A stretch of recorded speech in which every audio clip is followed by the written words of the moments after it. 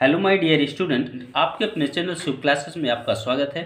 तो आज हम फिर से एक बार आपके सामने बहुत ही इम्पोर्टेंट सीरीज लेकर आए हैं जो आपके एग्ज़ाम के लिए बहुत ही इम्पोर्टेंट होगी। ओके, आई होप आपकी स्टडी अच्छी चल रही होगी और आप इस टाइम पे काफ़ी हार्ड वर्क स्मार्ट वर्क कर रहे होंगे। ओके, अगर आप चैनल में फर्स्ट टाइम आप विजिट किए हैं तो चैनल को सब्सक्राइब कर लें और वीडियो को शेयर करें जिससे कि और भी लोग इसका बेनिफिट प्राप्त कर सके। ओके, तो दोस्तों ये आज हम जो यहाँ पर डिस्कस करेंगे तो जनरल साइंस के कुछ जो मोस्ट इम्पोर्टेंट क्वेश्चन हैं उन्हीं को हम यहाँ पे डिस्कस कर रहे हैं। ओके, तो स्टार्ट करते हैं कि निम्नलिखित में से कौन सा एक विद्युत ऊर्जा को प्रकाश ऊर्जा में स्थानांतरित नहीं करता है। वेरी इंपॉर्टेंट क्वेश्चन है दोस्तों।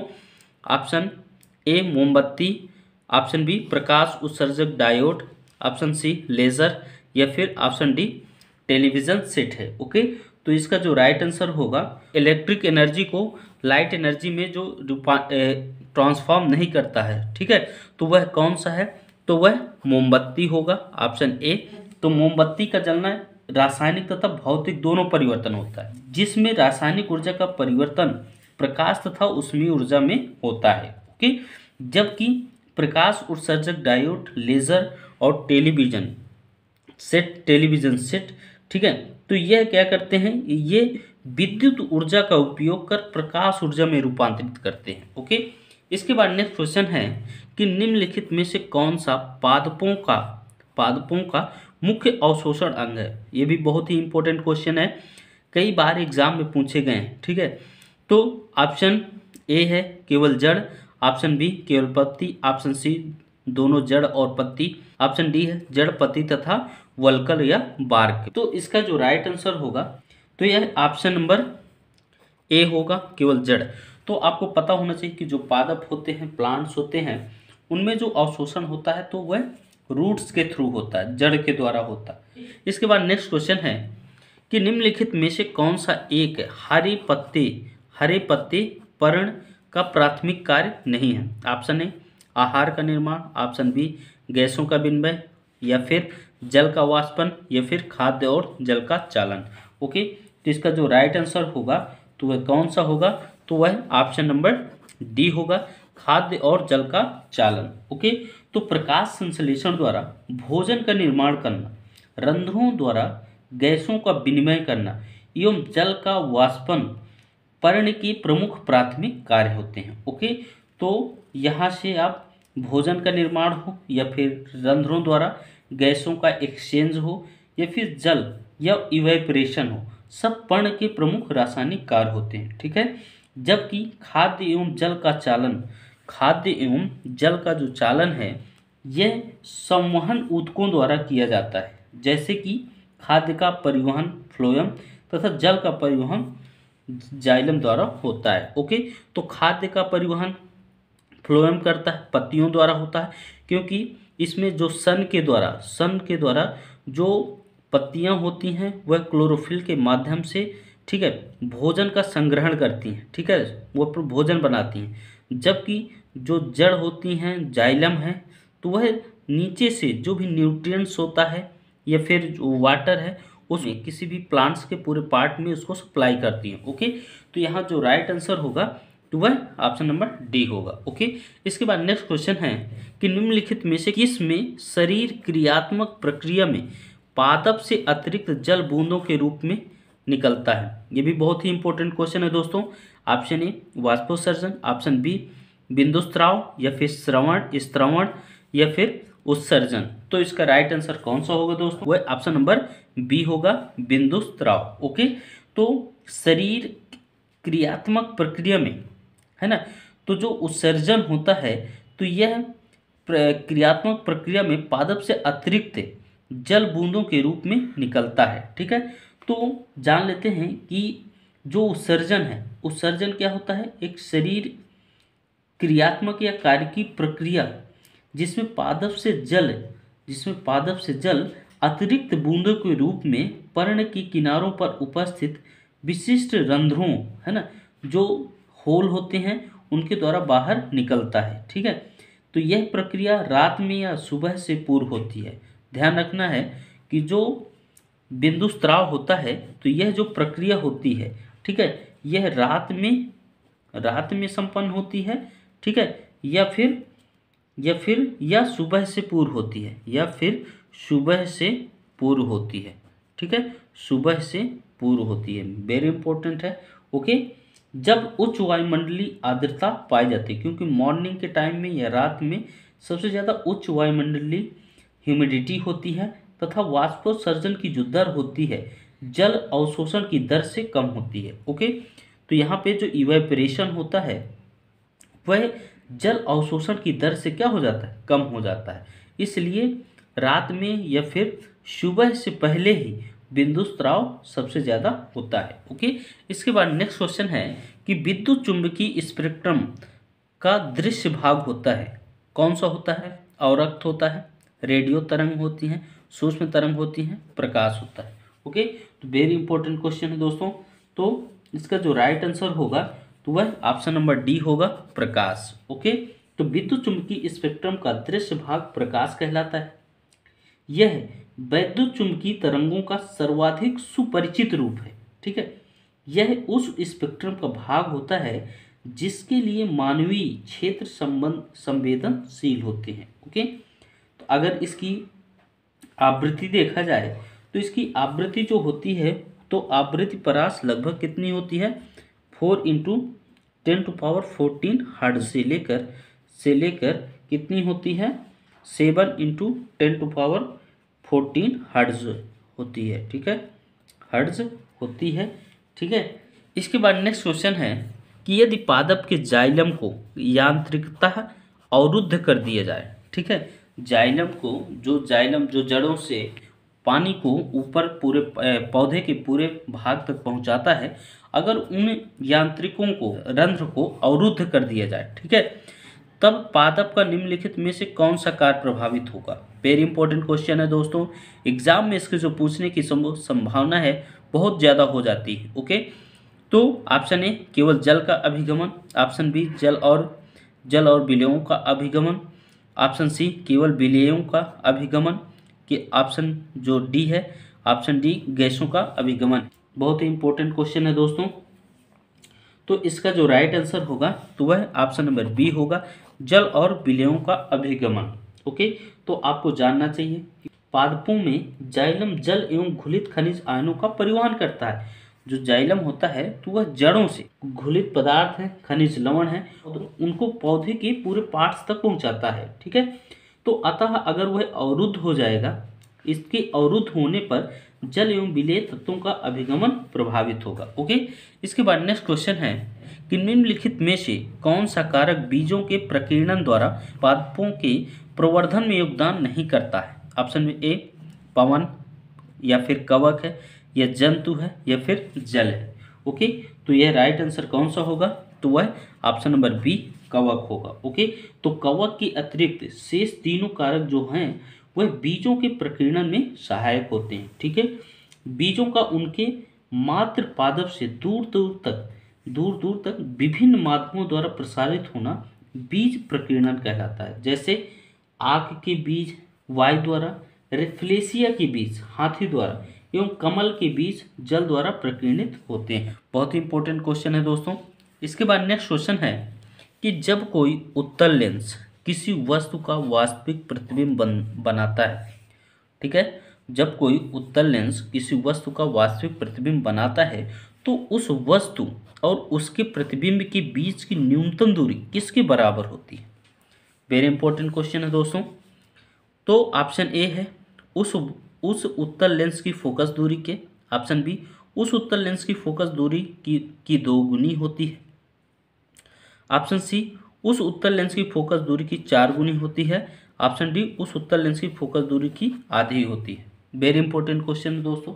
तो जो इसका राइट आंसर होगा वह ऑप्शन नंबर सी होगा, उस उत्तल लेंस की फोकस दूरी की 4 गुनी होनी चाहिए। ओके, तो उत्तल लेंस के लिए जो वास्तविक वस्तु है ना, एकदम रियल वस्तु कब बनेगा, जब प्रतिबिंब के बीच की न्यूनतम दूरी लेंस की फोकस दूरी की 4 गुनी हो, तभी जो वस्तु है उसके प्रतिबिंब के बीच की न्यूनतम दूरी बराबर होगी, ठीक है।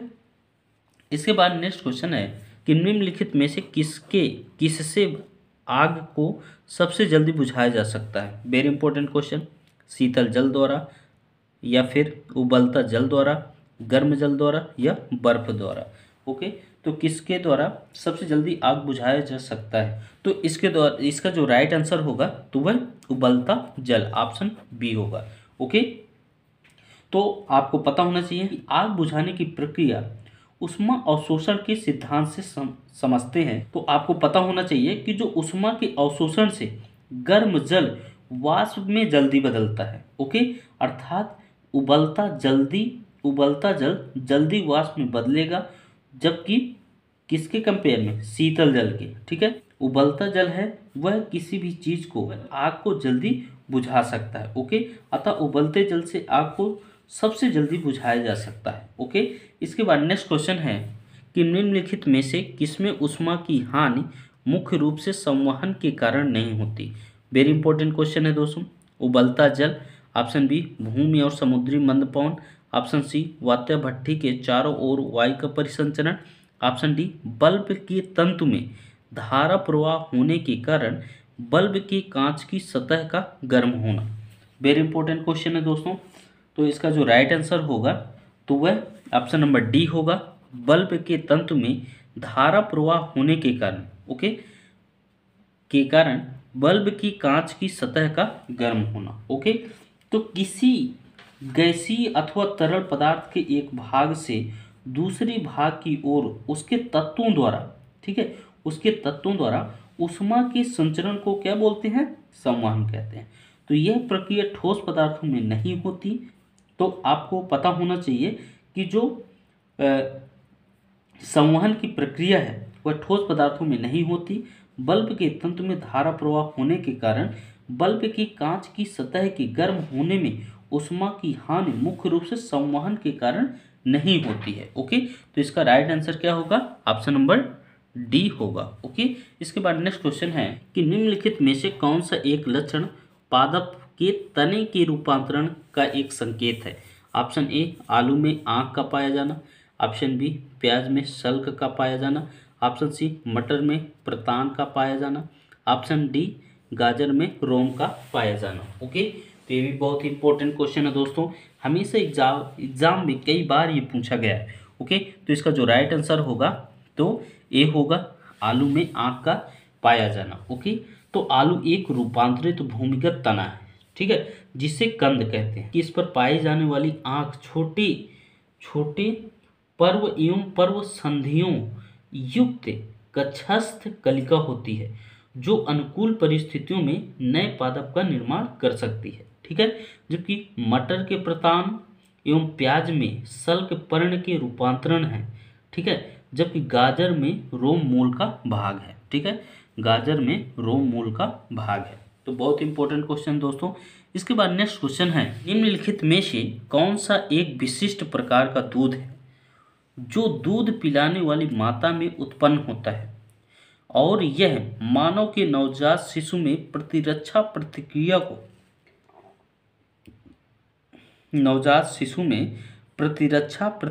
को विकसित करने के लिए अनिवार्य होता है? वेरी इंपॉर्टेंट क्वेश्चन है दोस्तों। तो शिशु के जन्म के 1 महीने के बाद स्तन में उत्पन्न हुआ दूध, ऑप्शन बी संक्रामी दूध या ट्रांजिशनल मिल्क, नवस्तन्य या कोलेस्ट्रम मिल्क है, या फिर ऑप्शन नंबर डी है खनिजीभूत दूध। वेरी इंपॉर्टेंट क्वेश्चन है दोस्तों, हम आपके लिए बहुत ही हार्ड वर्क कर रहे हैं कि आपको किसी भी तरह से हम आपको बेहतर से बेहतर कंटेंट प्रोवाइड कर सके। ओके, कि आप अपने एग्जाम को बहुत ही आसानी से क्रैक कर सके। ओके, तो इसका जो राइट आंसर होगा तो वह ऑप्शन नंबर सी होगा, नवस्तन्य या कोलेस्ट्रम मिल्क। ठीक है, जान लेते हैं कि शिशु के जन्म के पश्चात माता में उत्पन्न प्रथम पीला गाढ़ा दूध खीस, इसको खीस भी बोलते हैं। क्या बोलते हैं दोस्तों? खीस। ठीक है, खीस या कोलेस्ट्रम या नवस्तन्य कहलाता है। ठीक है, इसमें क्या पाया जाता है? इसमें एलजीए नामक प्रतिरक्षी प्रचुर मात्रा में पाया जाता है, जो नवजात में विभिन्न रोगों के विरुद्ध प्रतिरक्षा निर्माण करने में प्रयुक्त होता है। ओके, तो यह एक एंटीबॉडी निर्माण में वर्क करता है। ठीक है, इसके बाद नेक्स्ट क्वेश्चन है कि प्राणियों में निम्नलिखित में से किस प्रकार के संयोजी ऊतकों में वसा स्टोर होती है, संग्रहित होती है। Option A adipocyte, option B chondrocyte या उपास्थेणु, ऑप्शन सी ऑस्टियोसाइट या अस्थेणु, या ऑप्शन नंबर डी है रेटिक्यूलोसाइट जालिक अणु। तो इसका जो राइट आंसर होगा तो वह कौन सा है दोस्तों? तो इसका जो राइट आंसर होगा तो वह ऑप्शन नंबर ए एडिपोसाइट होगा। ओके, तो जंतुओं में एडिपोसाइट कोशिकाएं एडिपोज ऊतक से में पाई जाती हैं। ये वसा का संग्रहण करती हैं तथा त्वचा के नीचे पाई जाती हैं। ओके, तथा ये त्वचा के नीचे पाई जाती है। तो ऑप्शन नंबर ए राइट होगा। ओके, इसके बाद नेक्स्ट क्वेश्चन है कि निम्नलिखित में से किस कोशिका अंगक से लाइसोसोम बनता है। ये भी बहुत इंपॉर्टेंट क्वेश्चन है दोस्तों। ऑप्शन ए केंद्रक है, ऑप्शन बी अंतःद्रव्य जालिका है, ऑप्शन सी गाल्जिका है, ऑप्शन डी राइबोसोम। ओके, तो इसका जो राइट आंसर होगा तो वह कौन सा होगा? तो वह ऑप्शन नंबर सी होगा, गाल्जिका। तो आपको पता होना चाहिए कि जो लाइसोसोम का निर्माण होता है वह गाल्जिका के द्वारा होता है। ठीक है, इसमें अपघटनी एंजाइम पाए जाते हैं, है ना, जो कोशिका के अपशिष्ट पदार्थों का विघटन करते हैं। तो बहुत ही इंपॉर्टेंट क्वेश्चन है। इसके बाद नेक्स्ट क्वेश्चन है कि निम्नलिखित में से किस कारण से वायुमंडल में रुद्धोष्म ताप परिवर्तन होते हैं। बहुत इंपॉर्टेंट क्वेश्चन है दोस्तों। ऑप्शन ए विक्षेप, विचलन और अभिवहन, ऑप्शन बी संघनन की गुप्त ऊष्मा, ऑप्शन सी वायु का प्रसार और संपीड़न, ऑप्शन डी वायुमंडल द्वारा विकिरण का आंशिक अवशोषण। ओके, तो इसका जो राइट आंसर होगा वह ऑप्शन नंबर सी होगा, वायु का प्रसार और संपीड़न। ओके, तो जान लेते हैं कि जब कोई वस्तु न तो बाहरी माध्यम को ऊष्मा दे, ना ही उसमें ऊष्मा ले, ना ही उससे ऊष्मा ले, परंतु उसका ताप बदल जाए तो इसे रुद्धोष्म ताप परिवर्तन कहते हैं। ओके, बट जब कोई वायु जो होती है जब गर्म होकर ऊपर उठती है तो उसमें दबाव में कमी होने के कारण उसके आयतन में व उसकी प्रति इकाई ऊष्मा में क्या होती है? कमी आती है। ओके, इस प्रकार जो वायु होती है वह काफ़ी फैलती है और ठंडी होती जाती है। ओके, तो जो वायु होती है वह ऊपर फैलती जाती है और ठंडी होती जाती है। तो यह जो रेट होता है बदलने की तो 1 डिग्री सेल्सियस प्रति 100 मीटर होती है। ओके, तो इस प्रकार हम कह सकते हैं कि वायुमंडल में रुद्धोष्म ताप परिवर्तन का जो कारण है तो वायु का प्रसार और संपीड़न है। ओके, तो बहुत ही इंपॉर्टेंट क्वेश्चन है दोस्तों। इसके बाद नेक्स्ट क्वेश्चन है कि वर्षण की संघटन संलयन प्रक्रिया के लिए निम्नलिखित में से कौन सा प्रयोज्य है। ऑप्शन ए बादल जो हिमीकरण स्तर से परे विस्तारित नहीं होते, ऑप्शन बी बादल जो हिमीकरण स्तर से परे विस्तारित होते हैं, ऑप्शन सी सभी प्रकार के बादल, ऑप्शन डी पच्छाप कपासी मेघ। ओके, तो इसका जो राइट आंसर होगा तो इसका राइट आंसर ए होगा, बादल जो हिमीकरण स्तर से परे विस्तारित नहीं होते हैं। ओके, तो बहुत ही इंपॉर्टेंट क्वेश्चन है दोस्तों। तो जान लेते हैं कि पृथ्वी की सतह से काफ़ी ऊंचाई पर वायुमंडल में जलवाष्प के संघनन के फलस्वरूप किसका निर्माण होता है? जो निर्मित जल कण है या हिमकण का जो झुंड होता है वह बादल कहलाता है। ठीक है, बादल मुख्यतः हवा की रुद्धोष्म प्रक्रिया द्वारा ठंडे होने, रुद्धोष्म प्रक्रिया मीन्स ये होता है कि जैसे ही वायु नीचे जब गर्मी के टाइम पे जब हॉट होती है तो जो वायु होती है, हवा होती है, वह हल्की होती है। हल्की होने की वजह से वह ऊंचाई पर जाती है और ऊंचाई पर जाने से टेम्परेचर कम होता है। तो इसकी वजह से धीरे धीरे कंडेंसेशन होता है, संघनन होता है। और जब कई सारे छोटे छोटे जो जलकण होते हैं आपस में मिलकर एक बड़ी बूंद का निर्माण करते हैं, और जब कई सारी बड़ी बूंदें हो जाती हैं तो वही वर्षा के रूप में फिर नीचे आती हैं। ओके, तो ऑप्शन नंबर जो फर्स्ट होगा तो बादल जो हिमीकरण स्तर से परे विस्तारित नहीं होते तो वही वर्षण की संगठन संलयन प्रक्रिया के लिए प्रयोज्य होते हैं। ओके, इसके बाद नेक्स्ट क्वेश्चन है कि भारत के निम्नलिखित में से किस स्थान में शीतकाल के दौरान उच्चतम वायुमंडलीय दाब अनुभव किया जाता है।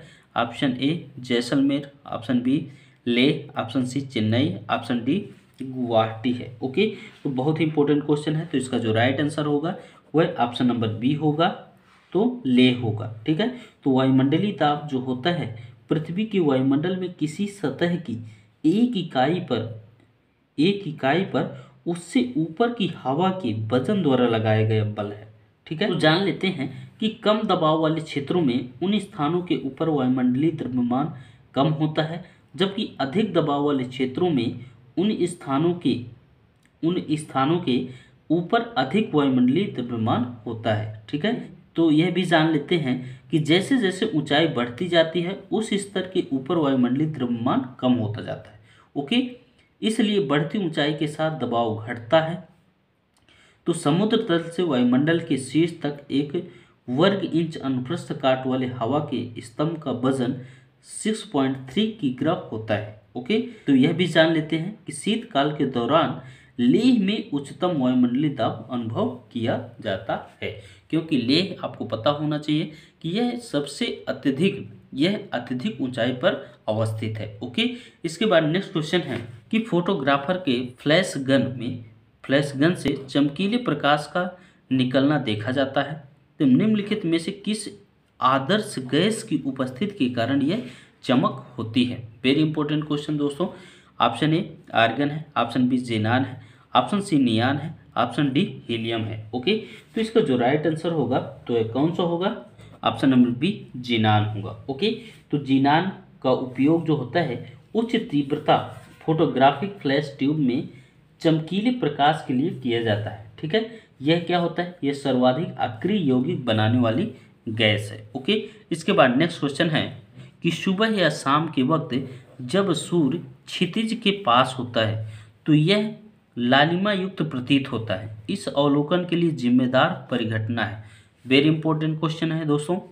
ऑप्शन ए प्रकाश का परावर्तन, ऑप्शन बी प्रकाश का अपवर्तन के कारण, ऑप्शन सी प्रकाश का प्रकीर्णन के कारण, ऑप्शन डी प्रकाश का छितराव या स्कैटरिंग या फिर फैलाव के द्वारा। ओके, तो ये बहुत ही इंपॉर्टेंट क्वेश्चन है दोस्तों। तो इसका जो राइट आंसर होगा तो ऑप्शन नंबर डी होगा, प्रकाश का बिखराव या फैलाव के द्वारा। ओके, तो जान लेते हैं कि सुबह या शाम के वक्त जब सूर्य क्षितिज के पास होता है तो यह लालिमा युक्त प्रकाश जैसे दिखाई देता है, क्योंकि क्षितिज के समीप स्थित सूर्य से आने वाला जो प्रकाश होता है वह हमारे नेत्रों से पहले के वायुमंडल में वायु की मोटी परतों से होकर गुजरता है। ओके, तो क्षितिज के समीप नीले तथा कम तरंग दैर्ध्य के प्रकाश का अधिकांश भाग कणों द्वारा फैल जाता है। ओके, यह जो स्कैटरिंग होता है, लाइट की स्कैटरिंग होती है, तो यह क्षितिज के समीप नीले तथा कम